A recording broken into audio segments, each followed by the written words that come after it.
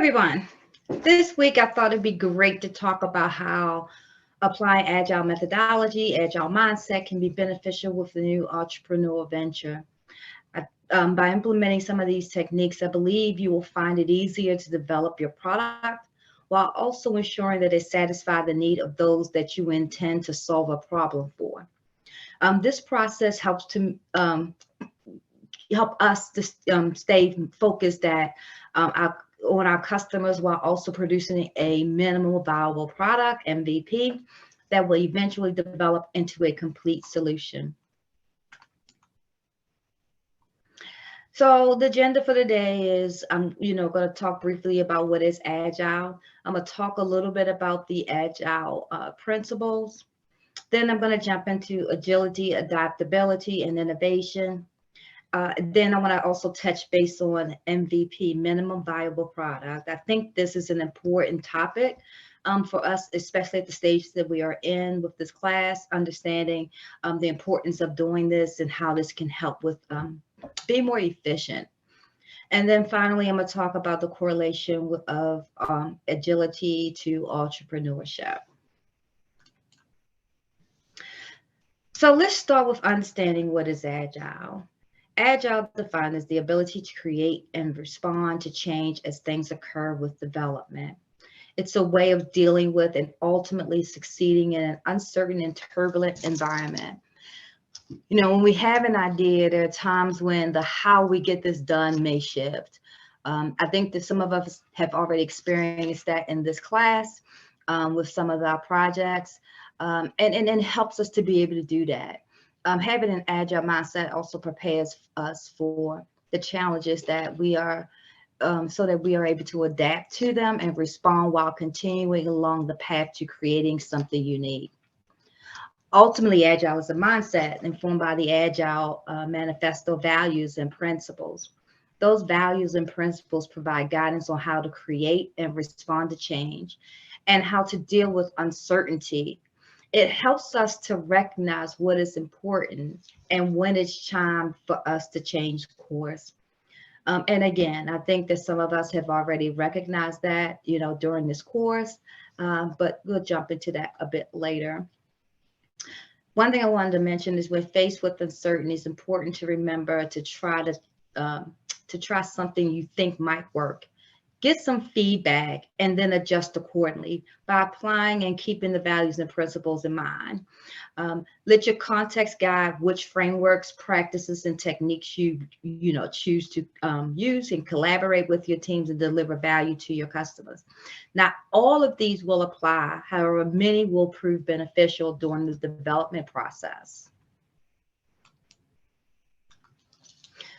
So jumping into the Agile principle, the Agile Manifesto has 12 principles that we follow that I'd like to touch on.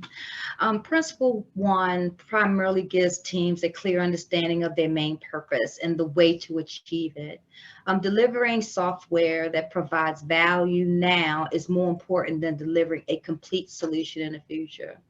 So what I want you to understand is, and many of you may already know, like the Agile Manifesto was originally applied and applicable to software development. But this has transitioned to many organizations, businesses, and entrepreneurial projects because it helps make it more efficient and it helps you to save time and less parts of development that you're throwing away because you're kind of getting that continuous feedback, which is really important.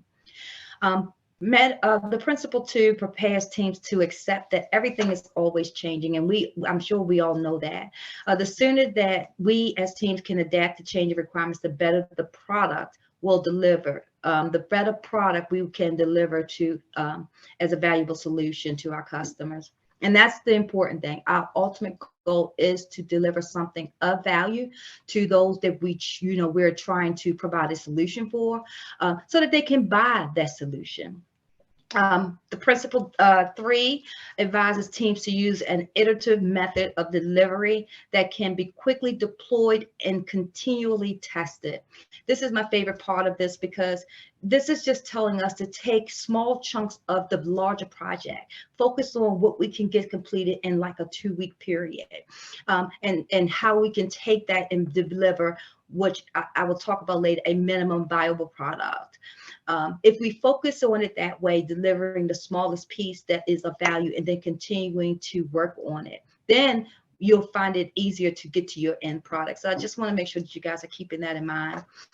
Principle 4 is about inspiring communication and collaboration, right? Every team and client has unique viewpoints and valuable perspectives. And, when we're working together, it's important that we're listening and understanding and taking heed to these things, and addressing the customer needs more comprehensively. It really helps to do that because you have more talent that's kind of, giving perspectives and different ways that we can provide the solution. It's important to take those things into consideration.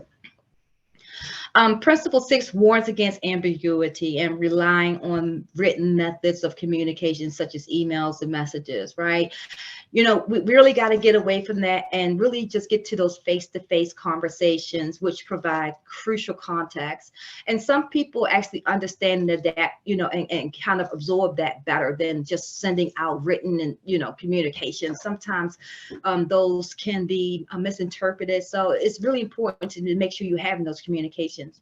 Part of the practice that I do in my current role, we have daily scrum calls, right, with our developers, with the product owners, my team service product owners. I'm the product manager.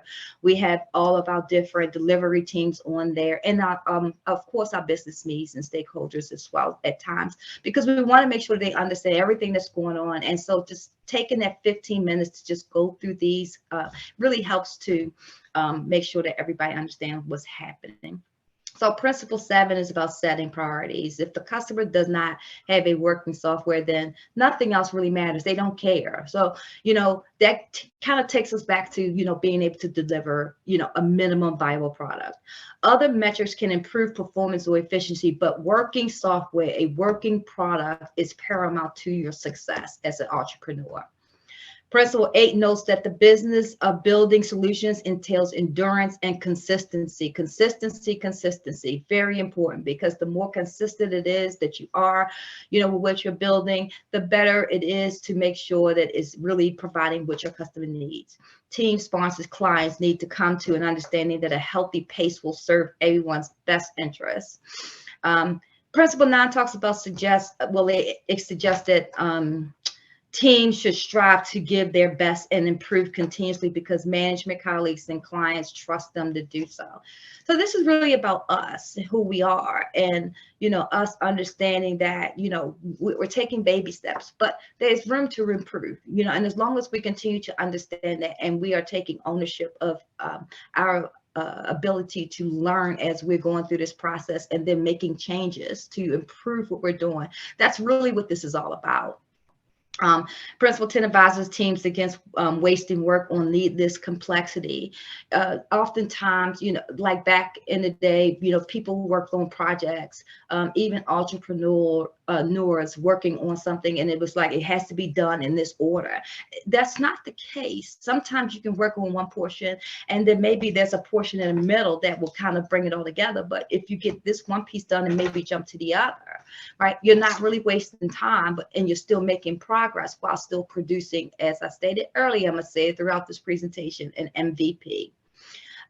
Principle 11 urges management to give teams the opportunity to organize their own processes and design and come up with their own solutions. I think that's important. If you designate someone in a particular area, give them the autonomy to make decisions about what's best, right? And while working with them, if they not really, aligned to the vision. But it's important that as entrepreneurs, that we're doing that. And then finally, 12, instructs teams to regularly review their performance, identify areas of improvement, and incorporate these adjustments in the next opportunity. This helps teams gain mastery as well as adaptability. Again, in my current role, like I said, we work in sprints. We have a PI, which as you probably know, is a program increment. And within that PI, there's 5 iterations in which we're working to deliver different solutions. So each iteration is 2 weeks. And then at the end of that 2 weeks, we go back, right? And this is part of, that agility, right? We need to do that as entrepreneurs as well. What did we do well? Because the things that we did well, we want to make sure we keep track of those things so that we can have that. That gives us the consistency. Next, what didn't we do so well? And then as a team, talk about how can we improve that? Look at the things that we did and kind of pick at it to see what can we change and how we did this that's going to help improve the process. That's important with entrepreneurship. That's important with building new products, with delivery, with innovation, is understanding that process, right? You want to maintain consistency, but you also want to evolve as you are growing, right? As an individual, as an entrepreneur, and then even as a company when you get to that point. So like I said, I wanted to talk about, agile, adaptable, and, being agile, adaptable, and innovative. All of these things, as you know, definitely applies to entrepreneurship. Agility, adaptability, and innovation are all important when developing a new idea. Entrepreneurs need to be inherent, adaptable, and able to rise above in any circumstance, whether there's a damage control plan or not. When you're working, building a business, it's important to prepare for every unexpected event. And, even through this class and what we've been doing, I can say there's been quite a few unexpecteds for myself and my group. And I'm sure that some of you experienced it as well. But as an entrepreneur, as it aligns to agility and agile mindset, it's important that we understand that we cannot stop at that point. We have to continue to try to find ways to overcome the different barriers that we encounter. And that doesn't mean that we don't, toss an idea and maybe go to a new one. It does mean that we have to, stop and think about it and make a decision at that point. Many organizations are beginning to develop contingencies and mitigation plans to respond to situations such as natural disasters, right? We know what just happened with COVID. Emergency reserves for unexpected expenses, devising alternative plans in case of project fails. These are all things that we also must do as entrepreneurs. There's no way we can predict everything that will happen and how it impact, our project, our organization, if we get to that point, and its effectiveness. Therefore, entrepreneurs must take personal ownership of business outcomes and be comfortable taking control in a crisis. We cannot just fall back because things are looking, like, oh God, this is just failing. We have to stay focused. We have to stay inspired, and we have to continue to move on and innovate and adapt to that particular situation and overcome it. That's the most important thing. So I've been talking about this throughout the entire presentation. So this is my chance to kind of talk about it a little bit more. Following Agile Manifesto means working to create a minimal viable product, and I'm going to say MVP moving forward, that can be improved over time. In creating your product, you have to keep in mind that your goal is to produce a minimum viable product. That does not mean a completely finished product, but should be one that is somewhat functional with minimal means. During our class, we were asked to perform this task in submitting working prototypes.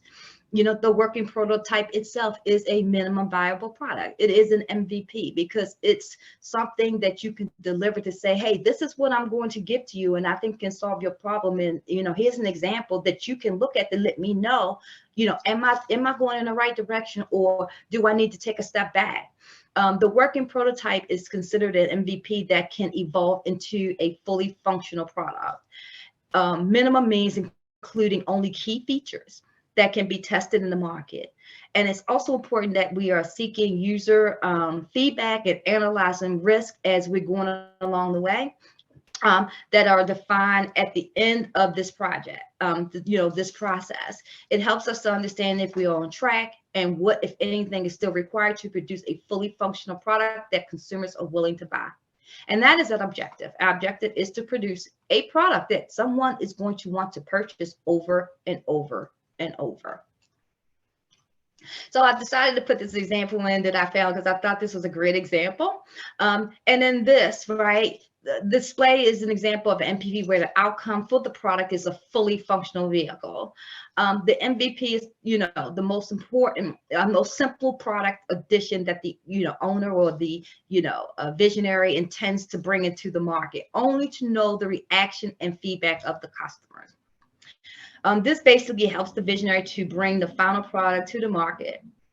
So as it relates to MVP, it's important to keep in mind to start small with the minimum feature, as in my example, that identifies what your solution is, then continue to work on it so that it evolves into a fully functional and product that your consumers are going to want to see.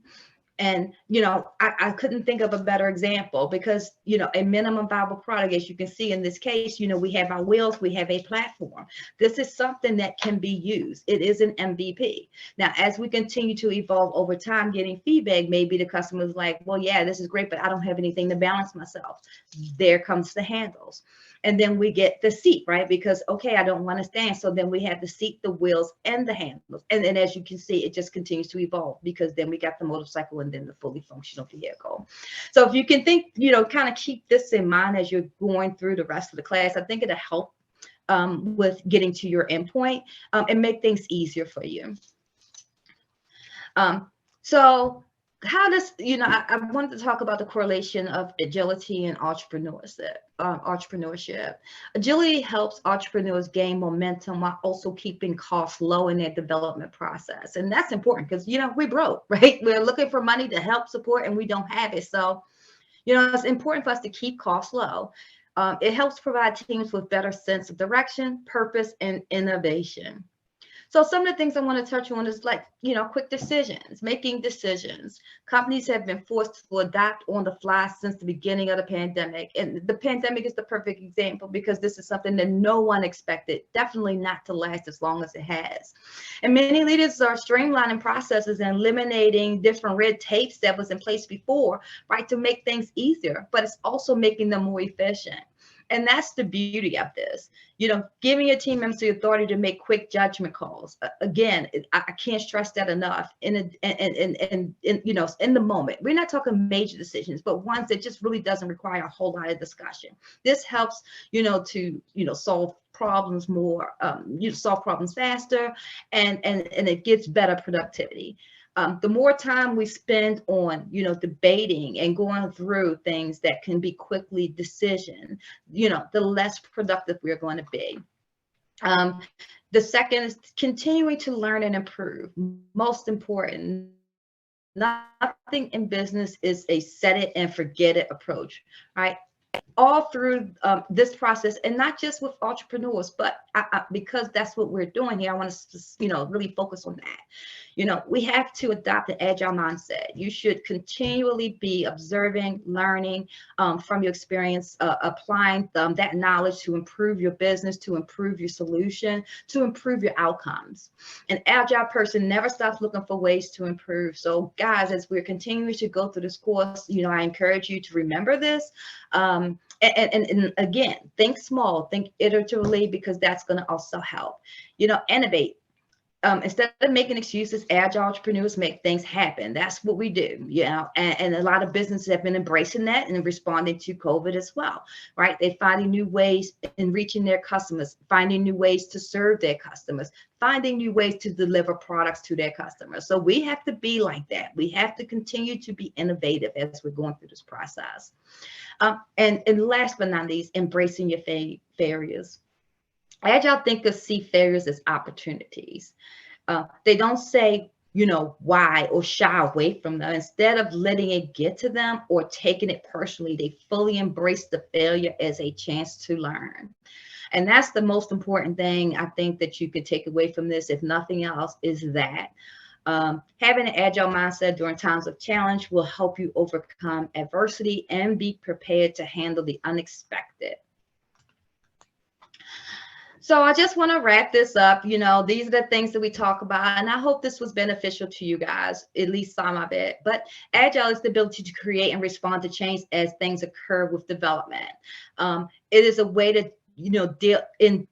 It is a way of dealing with and ultimately succeeding in an uncertain and turbulent environment. Agile is a mindset informed by the Agile Manifesto values and principles that I went over slightly, but there's much more out there that you can go to if interested. The idea is to get a working product in the hands of customers as soon as possible. Entrepreneurs need to be inherently adaptable and able to rise above in any circumstance, whether there's a damage control plan or not.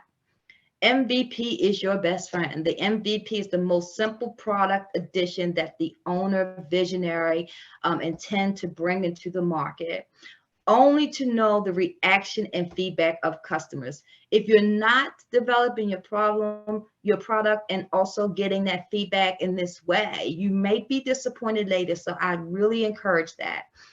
Throughout this process, it's important to continuously make quick decisions to minimize bottlenecks and with development, right? You don't want to do that. You want to learn and improve, innovate as necessary, and embrace failure so to learn, to learn and make decisions faster. And the final thing I want to leave you with is the Pareto 80-20 principles, which states that approximately 80% of the effects or outcomes come from only 20% of the causes. I need you guys to keep in mind and minimize your stress levels, understanding that you don't need all the facts to get started, but focus on defining what needs to be accomplished in a short, iterative time frame so that you can evaluate where you stand and change course when you think you need to do so. Thank you, and I hope this was beneficial, and I look forward to your feedback.